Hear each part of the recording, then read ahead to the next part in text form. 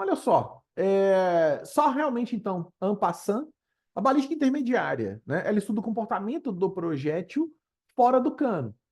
Porém, enquanto ainda sob influência dos gases gerados na combustão do propelente. Então, olha só, eu tenho a balística interna, né, no sentido estrito, né, enquanto observando a movimentação do projétil.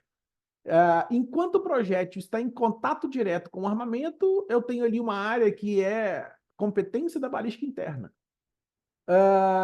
O projétil em voo,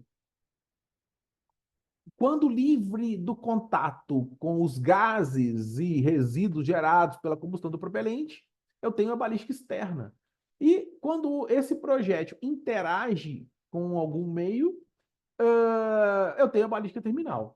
Então, esse trecho específico aqui, que está sendo reivindicado pela balística intermediária, é o momento em que o projetil ou o projétil já deixou né, de ter contato com a arma propriamente dita, porém, ainda sofre efeito do produto da combustão do propelente. Beleza? Então, olha só para ficar mais claro, né, para a gente materializar a questão da balística externa, alguns assuntos, alguns apetrechos, acessórios, algumas partes de armas de fogo acabam sendo objeto da balística intermediária em razão, né, da sua influência.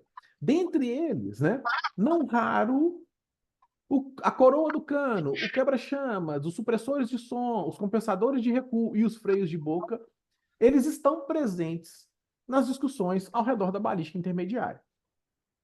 Mais à frente, a gente vai falar, né, sobre cada um desses elementos citados aqui de uma forma um pouco mais detalhada. Balística interna, né? Então, a balística interna, a gente tratou até esse momento da aula da balística interna à luz do conceito estrito, né, de a ciência que estuda o movimento dos projéteis. Mas a gente vai ver que no sentido lato, no sentido amplo, balística interna tem uma série de outras competências, ou melhor, as competências elas são bem mais abrangentes, digamos assim. Então vou pegar aqui uma primeira citação só para a gente já ir, né, degustando, né, essa área de atuação, área de influência, área de interesse da balística interna.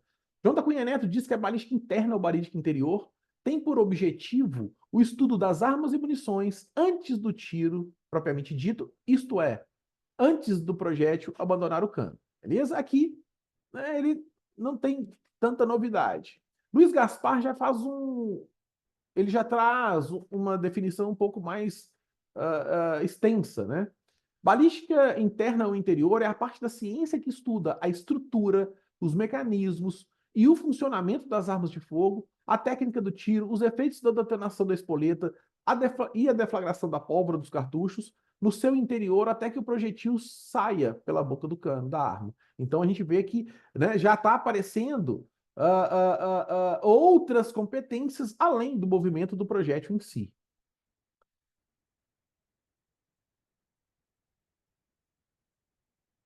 Dúvidas, perguntas até aqui?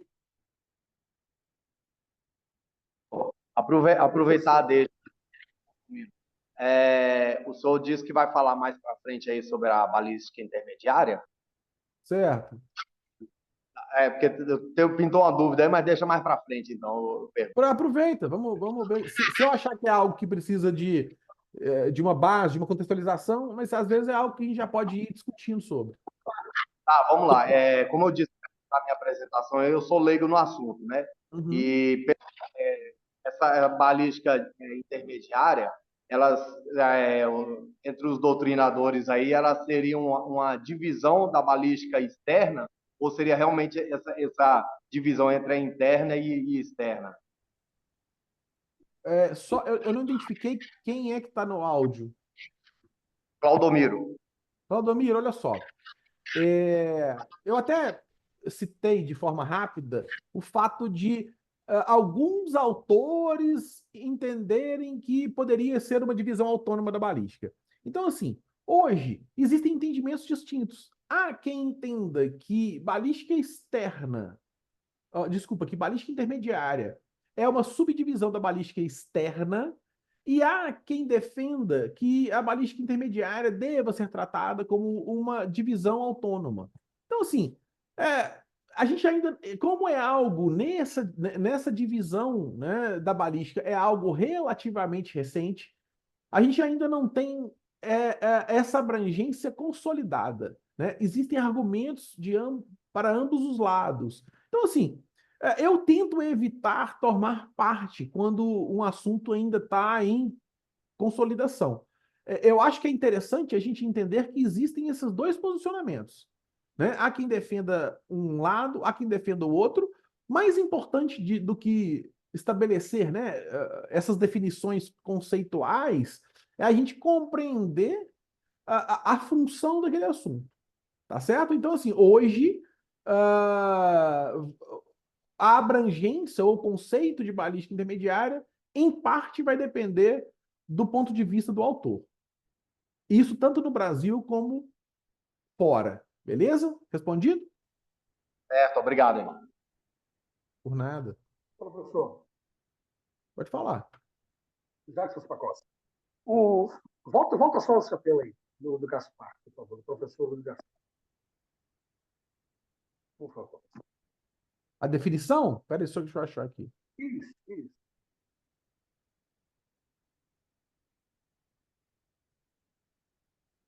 Passou. Isso. O professor Luiz Gaspar, eu achei interessante mais essa colocação dele, que ele fala que é a ciência que estuda, né, o comportamento ali do tiro, né, da técnica do tiro. Eu fiz o recall das 24/7 no estado do Mato Grosso, e lá nós fomos acompanhados pelo pessoal da perícia. Tá? E aqui em Minas Gerais também a gente tem uma amizade boa com o pessoal da perícia, inclusive o João Bosco, já tem uma amizade bem antiga com o pessoal, o Aprígio, que era o chefe da perícia aqui em Minas Gerais. E uma coisa que a gente vem observando, e na aula, nas últimas aulas que eu tive, eu achei interessante essa questão. Por quê? Parece que era meio descartada essa questão do comportamento do tiro. A perícia, às vezes, só analisava o tiro em um posicionamento. Exemplo, o perito que testava uma arma fazia uma empunhadura firme e fazia aquele teste de tiro. E certo tipo de arma, como pistola, por exemplo, num tiro na mão de uma pessoa que não tem uma praticidade, não tem um costume, não é um profissional, vai dar um outro efeito. A marcação na espoleta dá outro efeito. Uma mulher atirando, por exemplo, mulher que nunca pegou uma arma, sai dar um tiro, a marcação na espoleta é uma, né? O tipo de efeito que vai dar de deformações é bem diferente do que vai ser feito no teste de perícia interna ali, né? na comparação balística, etc. E tal. O teste, por exemplo, em ação dupla, dá um afundamento na espoleta que a ação simples não dá. Diferente, a ação simples marca mais, afunda mais. Então, eu até fiz essa pergunta uma vez, falei, vocês testam as armas somente ação simples, ação dupla, ou dupla e simples? Aí uns falam que testavam só dupla, outros só simples, outros dependia da situação, né? Então, achei muito interessante o posicionamento do Só pegar. Você fez essa pergunta para a área pericial. Inicial, os amigos da perícia estão conversando, né? Inclusive, o último professor que teve na aula, que não lembro agora, eu comentei isso, né? Eu fiz esse comentário. Inclusive, eu fiz a pergunta se na perícia é feito o teste somente ação dupla ou ação simples, né? Aí a gente vê que depende de cada instituição, cada estado, né? Tem uma norma interna. Beleza. Excelentes suas considerações e obrigado aí pela contribuição. Ok.